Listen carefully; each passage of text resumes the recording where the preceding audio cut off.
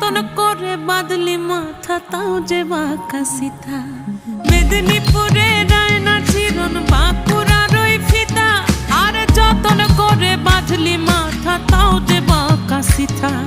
পেছ পাড়িয়া রাজকুমার